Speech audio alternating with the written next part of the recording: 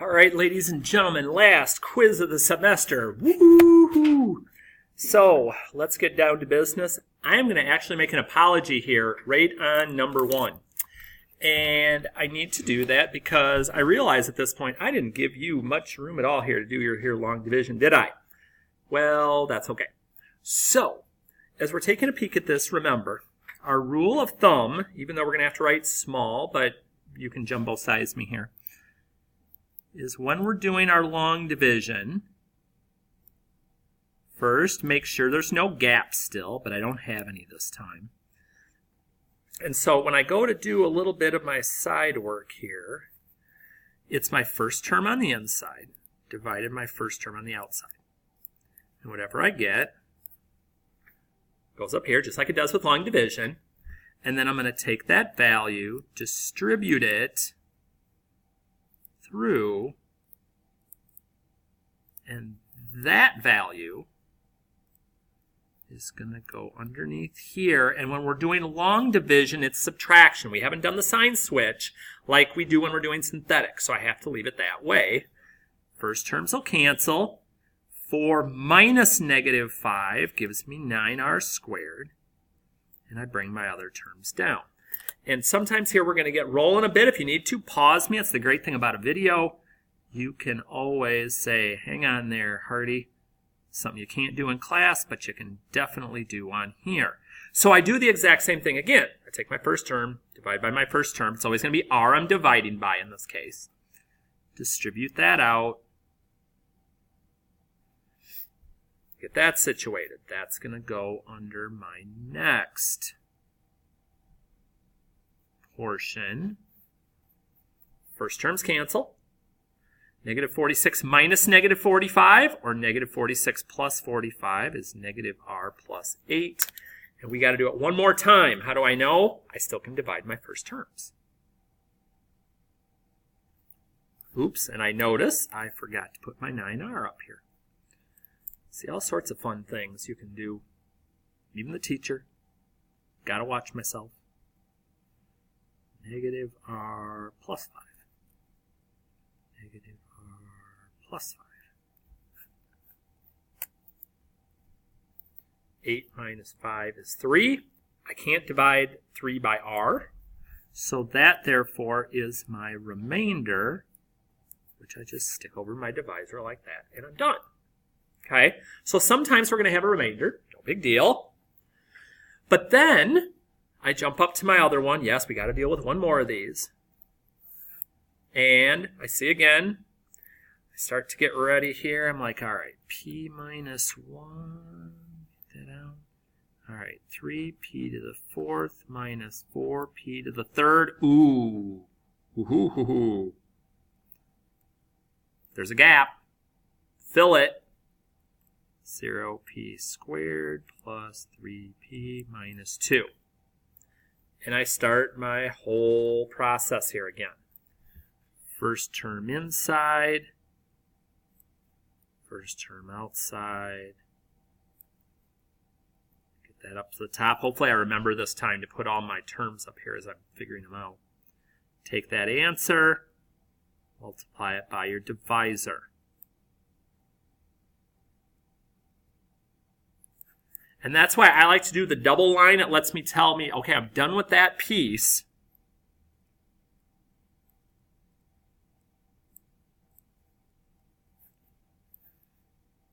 Negative 4 plus 3, because I'm minusing a negative. Yes, the 0 has to stay in there to hold the place. Now I'm ready to start over again. And if you have colors, colors could be a good option too, just to kind of let you separate what you're doing. And so I'm just going to keep doing my distributing.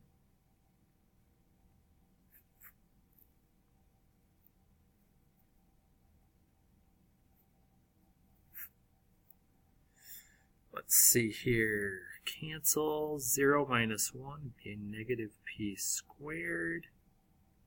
Yes, it will end at some point, I promise. First term. But man, once you do a couple of these, you get into such a run or such a roll that it should make it pretty tough for things to go badly, at least I would hope. I've actually remembered to put these all in so far. I'm kind of pleased with myself here. 3 minus 1 is 2p minus 2. Yes, I got to do it one more time because I can still divide this by this. Lucky because I'm running out of colors. 2p over p is 2. And 2 times p minus 1 is 2p minus 2. And this time I have no remainder. That is my answer. Tedious, yes, but I've got to know the steps. Because if I don't know the steps, I'm kind of screwed back at the beginning. And with these being so many steps, they're going to be multiple point questions. So you've got to be ready for that. Okay, so we've dealt with the tough. Now we get to go a little easier. Divide using synthetic. 2 things to remember. 1, switch the sign on your k when you're given a binomial. Sometimes we're just given the 0. If it's just k equals in a number like this, use that. But if it's a binomial, we have to switch. And then remember, look for gaps. 3, 2, 1, 0. I'm missing a k term. That's why the 0 is there. Pull my 1 down. Multiply. Add down. Multiply. Add down. Multiply. Well, that was kind of easy. Add down. Now here I might have to think a little bit. Okay, so how's this work again?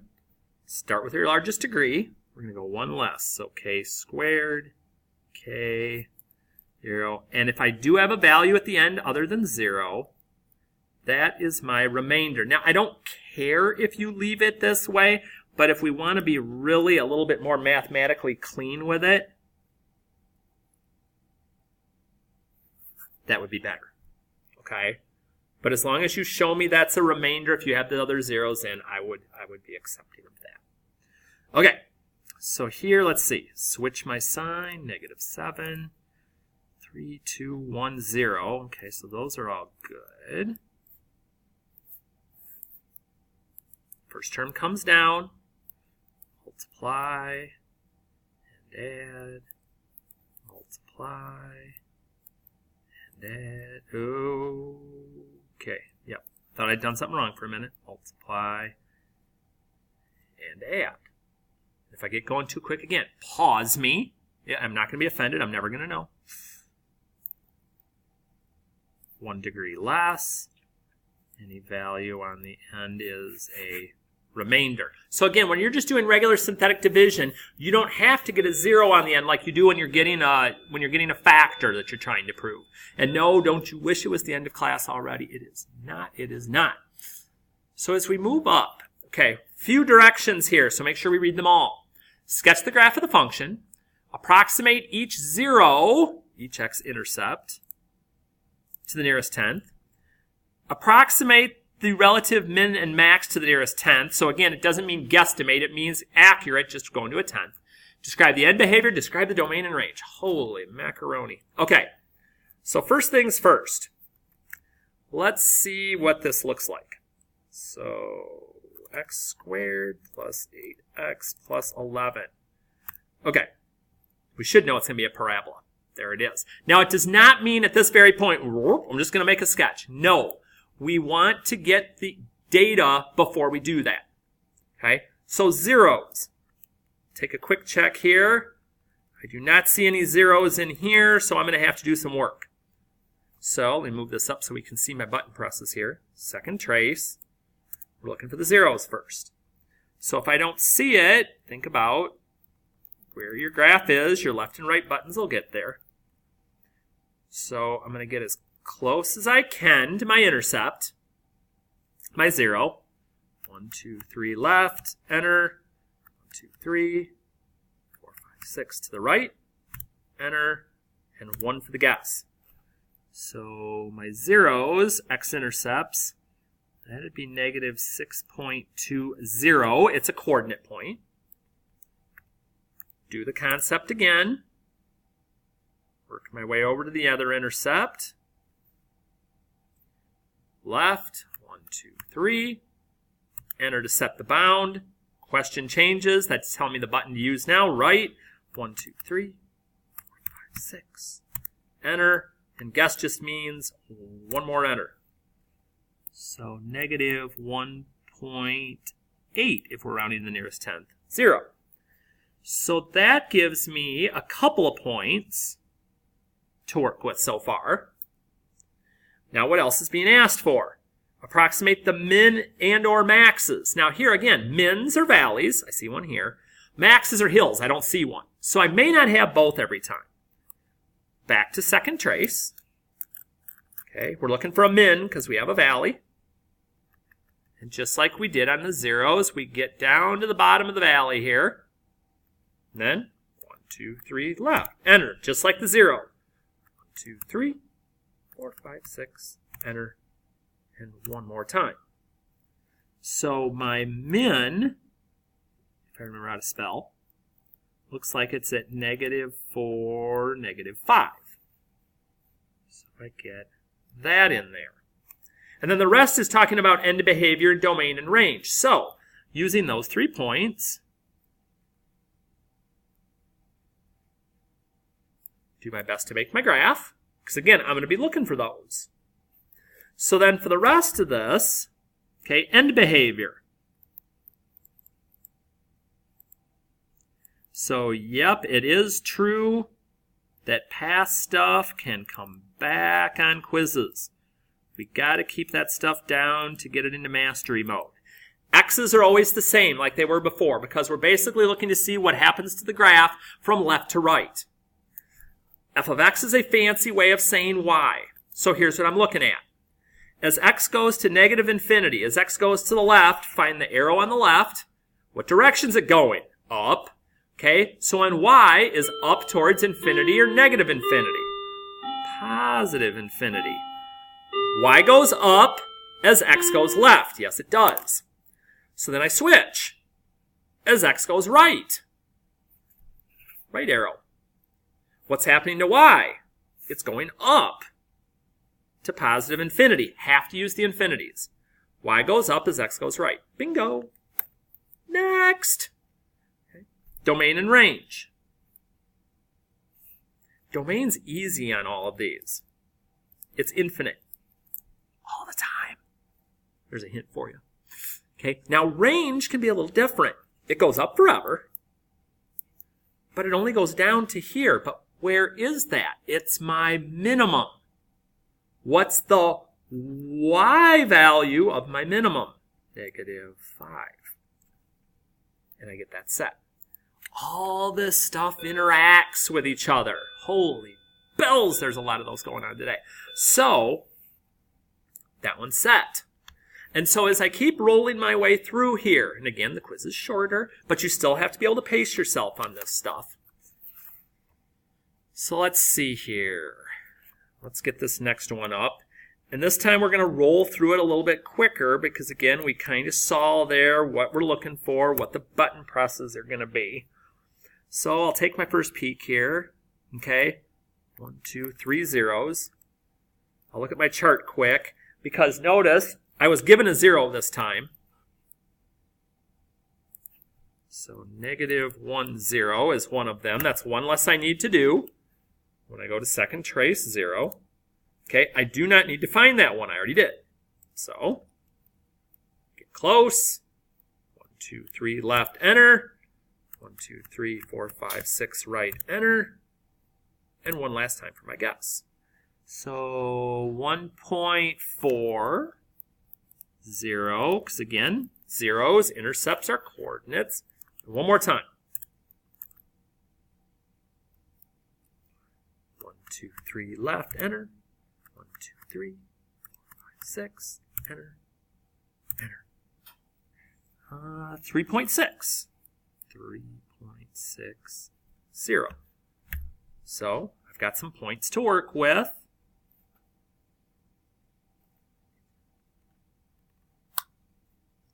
So let's see, mins and maxes. Okay, let me pull this back up. I got a max, I got a hill, I got a min, I got a valley. So it doesn't matter which one I find first. So let's see. Min came first in the chart here, so I'll do that first. Get my cursor down to the bottom. Let me guess. 1, 2, 3 left, enter. 1, 2, 3, 4, 5, 6, enter. So, and they're not always going to be whole numbers when we're doing these mins and maxes. So min, again, if I can spell, 2.7, negative 4.5. All right. And one more time for my max.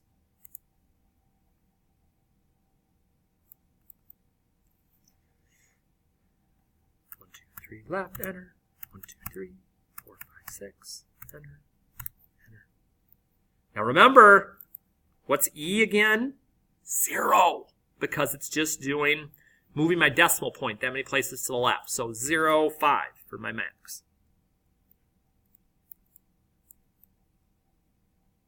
And now I've got enough points here to make a pretty accurate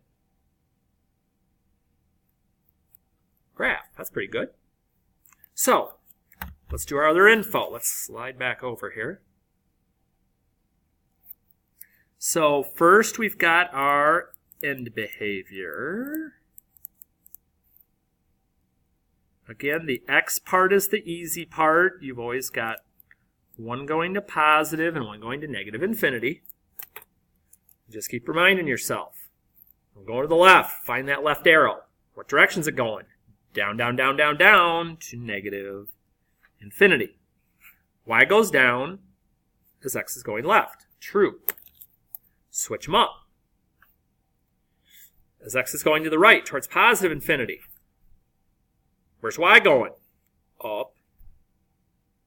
Y goes up as x goes right. Okay? Everything keeps connecting. Domain, we've talked about before. Don't have to think. That's the no-brainer. Now this time, my range is going down forever. Also going up forever. Okay? So our range isn't always going to be restricted. It just depends on what we are looking at. All right, so we flip on here. I'm actually, for the moment, going to go past number 7. I want to be able to make sure that I'm time aware for some of you. So if we're going repetitive, repetitive, repetitive, the key is still going to be available in the room. And if we get a little time at the end, I might come back there. So we'll pop back there in a second. Okay, use synthetic substitution to find the value of the function at the given value. Now, all that means is, take this value, plug it in. Literally as straightforward as good old Algebra 1 substitution. We just get to use it here because it has a higher language. We type that into the calculator. We get our answer. And just a reminder, this is a label. Do not divide by 2 and say f is negative 5.5. Okay? We're just saying the function, if I plug in a 2 for each of the n's, equals this. And that's it. And it's the same exact thing for the next one.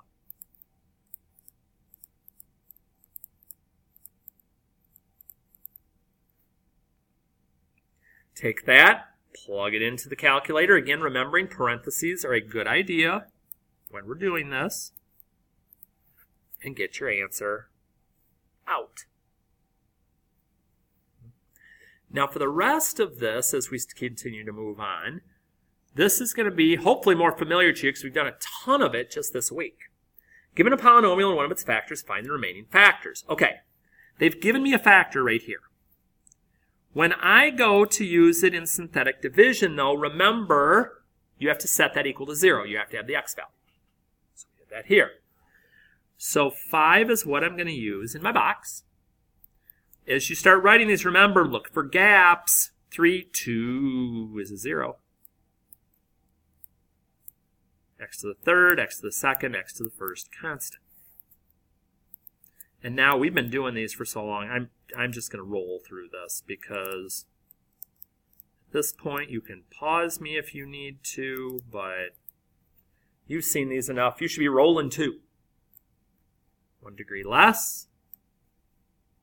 Now, I don't get to stop. Find the remaining factors. Quadratic formula, factoring, whatever it is. But remember, when it says factors, the easiest way to get factors is to factor. Okay? That's not like a big moment here. Okay? Those are the factors. If you use the quadratic formula, you have to put them back in factor form. I don't want x equals -4 and -1. No, take those, get them back into this form. That's what I want. Okay? That's what the question is asking for. So whenever you see factors, I don't know how many there'll be. I could keep going with that forever. Make sure they're in a factored form. Switch my x. 3, 2, 1, 0. Finally, no gaps. What a jerky teacher with all these gaps. Somebody needs to talk to him. My first term down. Multiply. And add down. Multiply. And add down. Multiply and add down. Now again, with these, since we know these are factors, we better be getting 0 on the end. Different from when we're just doing synthetic division. 1 degree less. It's a quadratic. Again, always try to factor it first. Multiplies to a positive, adds to a negative, means they're both negative. Multiplies to 15, adds to 8 is 5 and 3. Factors. Factors, factors, factors. And stay on top of that. Okay? So now I'm going to do again what I did in that other section.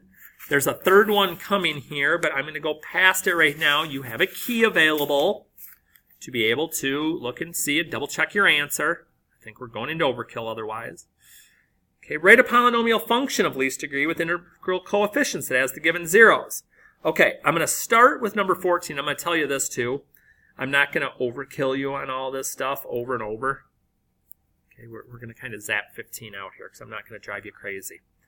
I'm going to start with 14, then 13, then come up to 16.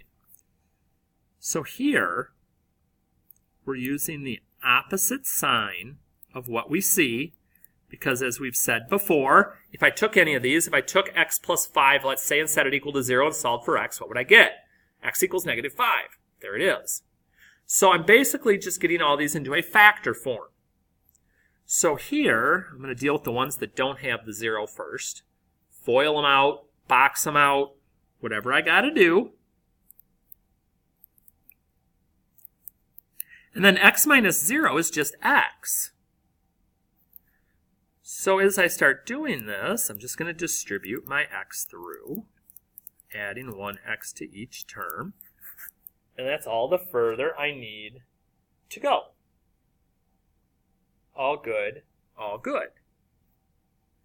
And so anytime it's numbers, that's the route we're going to go.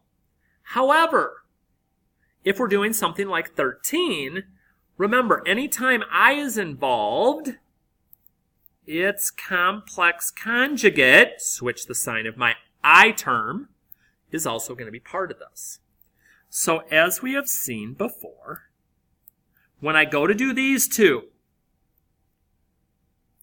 so we're going to have x opposite of minus is going to be plus. Okay? So as we're looking through this, opposite of the minus 2 would be plus. So we'd have plus 2 plus 2i. And then on our last one, x, we're going to add plus 2 minus 2i. I'll spit it out yet. So when I work this out, and again, I'm going to do it to the side here on a Post-it, so in case you don't remember it from when we did this before, when we get into some larger ones,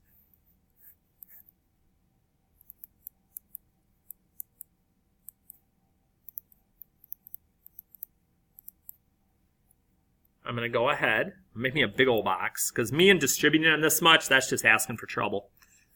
And I'm going to multiply my edges to fill my box up.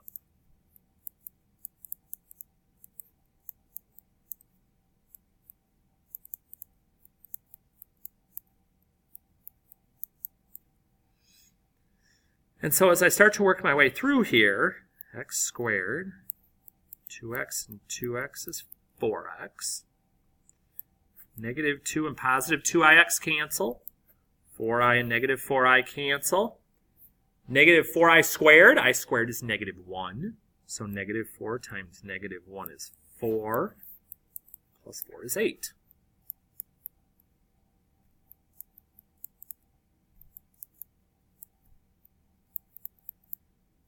And again, once I get that part set, if I want to do another box similar to this that's 2 by 3, I can. Or some of you have told me, no, I'm perfectly fine with just distributing. So if you do, we would distribute our x through to each term. Then distribute our negative 5 through to each term. They both will be successful. And then I still got to combine my like terms, though. 4 minus 5 is negative 1. 8 minus 20 is negative 12. And we're set.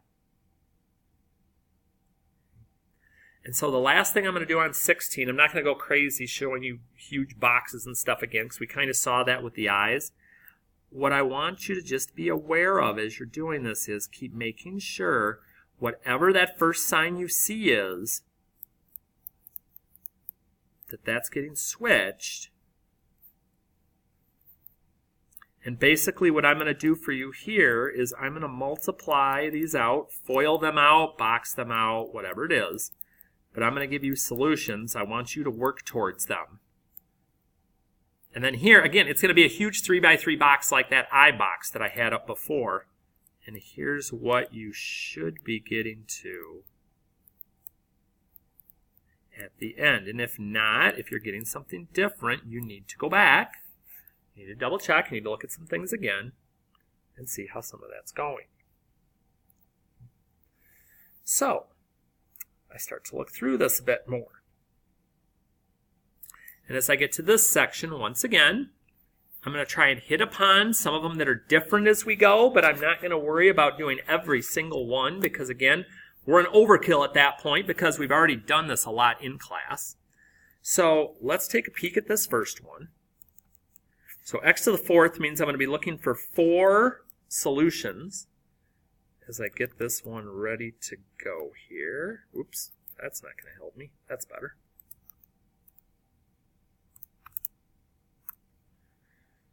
So let's see. There's one. There's one. Is that all I'm getting? All right, so negative 4 and negative 2. If I'm not sure, I can look at my chart. See them there too. So negative 4, negative 2 from the graph. And as we've seen before, that means those are the two values I'm going to be using in my synthetic division. Be careful, though. You have a gap. X to the 4th, 0 x to the 3rd. X squared, x constant.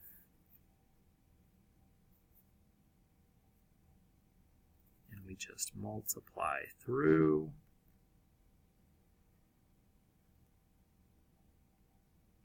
Got the 0. Makes me feel comfortable. 1 degree lower. But I still don't have a quadratic. It's still cubic. So I use the other 0 that I've been given. With this one, okay, don't switch up and go back to the original. That will not work out well.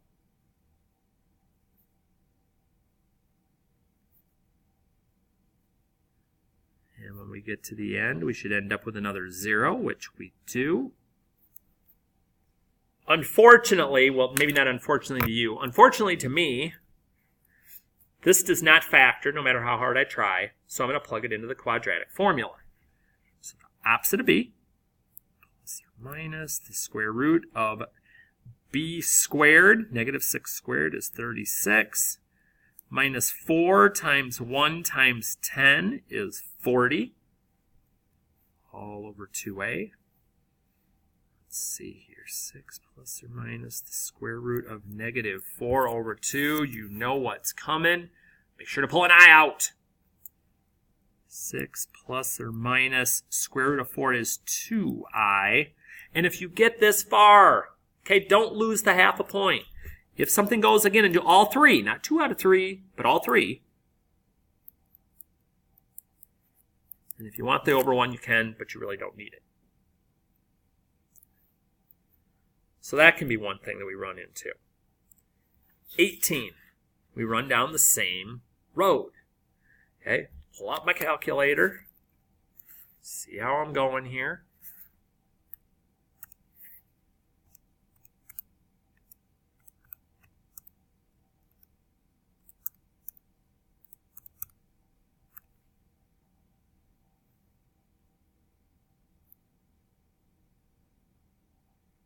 So I look like, okay, that looks like I want to get -2.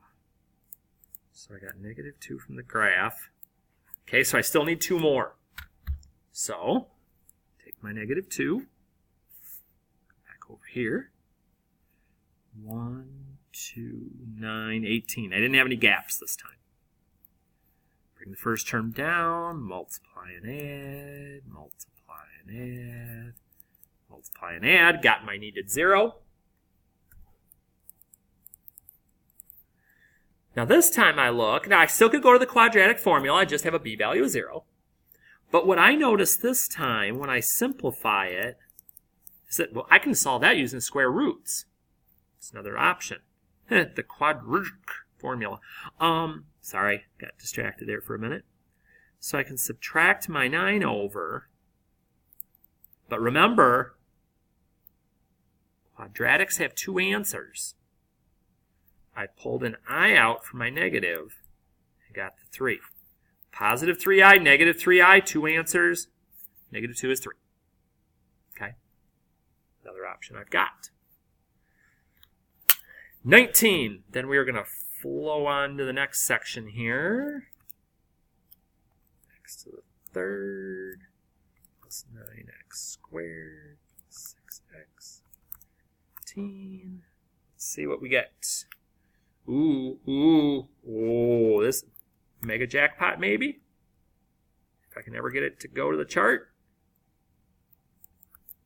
-8. -2. I thought I saw another one. I did. 1. There's 3 answers. You got all 3. Don't do synthetic division this time. You're just going to get the same answers back, and it's going to frustrate you. So you get the idea. All right, home stretch, people. Oh, here we go. You want to hear the Harty sob story again on how I had to do this in high school manually? No? Okay, I don't either. State the possible rational zeros for each function, p over q. Remember, p is your constant term, q is your lead coefficient. So when we're doing these, for my p's, I need each factor of p, plus and minus. For q, I need each factor of q, plus minus. And when I go to do p over q, the way we talked about, easiest way is start with your first p divided by your first q. So 1 divided by 1 is 1. 1 divided by 5 is 1/5. Okay, and all the plus minuses are always going to be there, so it's not like I have to make them separate. And then I moved my second p. 3 divided by 1 is 3. 3 divided by 5 is 3/5. Did I mention you should be glad you don't have to do this to find your first 0? Yeah? Okay. Just want to make sure. So then finally, 22. There's my p. There's my q. So p is 12. So plus and minus 1, plus and minus 2, plus and minus 3. And if you're not sure, just try dividing the number into 12 in your calculator. Plus or minus 4, plus or minus 6, plus or minus 12. So all my factors are 12. Q, plus or minus 1, plus or minus 3. Now, this is going to be a little lengthier this time when I do my p divided by q. It's still not bad by any means. Start with 1. over 1 is 1. 1 over 3 is 1/3. My 1s are done. 2. 2 divided by 1 is 2. 2 divided by 3 is 2/3. 2's done. 3 divided by 1 is 3. 3 divided by 3 is 1. Okay, I don't have to repeat that again. So I'm good. 4 divided by 1 is 4. 4 divided by 3 is 4/3. 6 divided by 1 is 6. 6 divided by 3 is 2. Already got that. 12 divided by 1 is 12. And 12 divided by 3 is 4.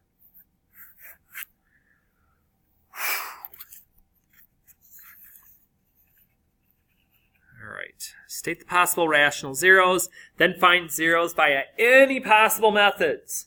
So it's basically we're hitting up both things here. So let's see here. Let's hope maybe we'll get lucky. So get this one typed in. Go searching for freebies first. Now this is the thankful part, because again, we've got to do our P and Q here. I almost forgot that part. Oh, greatest thing ever when we see a 1 for Q. So P plus and minus 1. 2 goes into 24. 3 goes into 24. 4 goes into 24. 6, 8, 12, and 24. Now, we talked about this in class. Let's say you're kind of getting stumped once you get to a certain point. Start taking those numbers you already have and divide them in. So if you're like, you get to 6 and you're not sure. Okay, do 24 divided by 2. There's the 12. Do 24 divided by 3. There's the 8. Do 24 divided by 4. There's the 6. And you'll get those other ones. Here, I'm fortunate that since that's plus or minus 1, that is my P over Q. Okay, I've already got my values.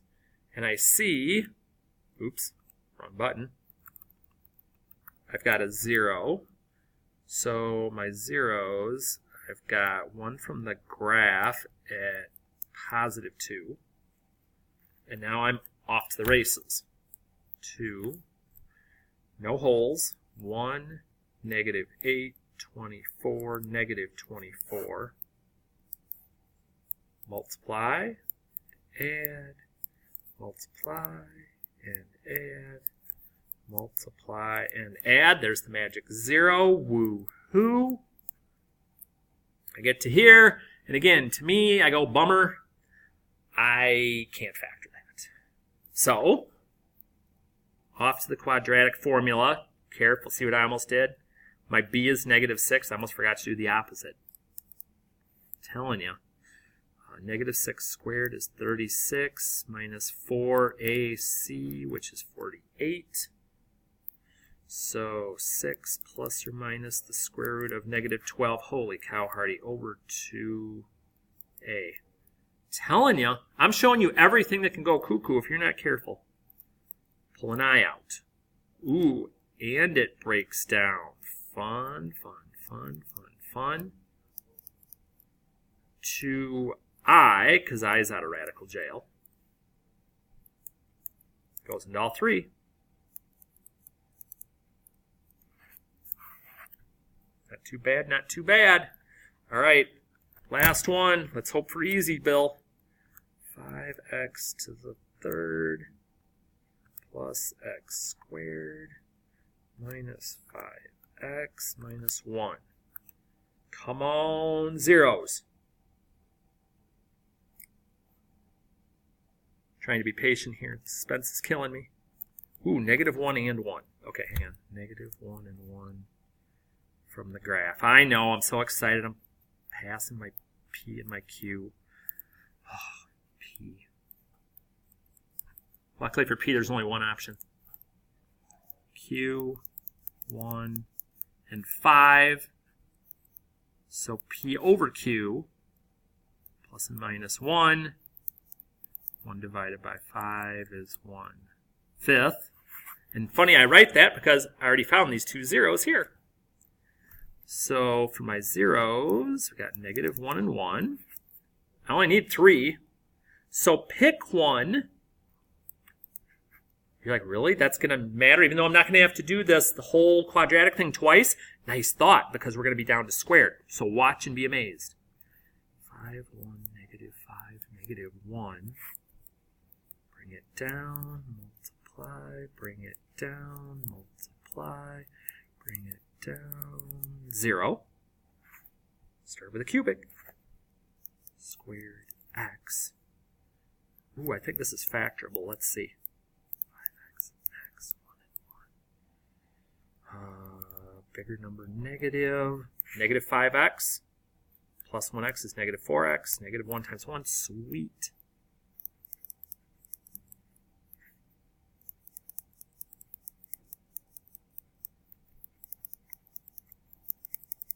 Now, I already have the 1, so I don't care about that.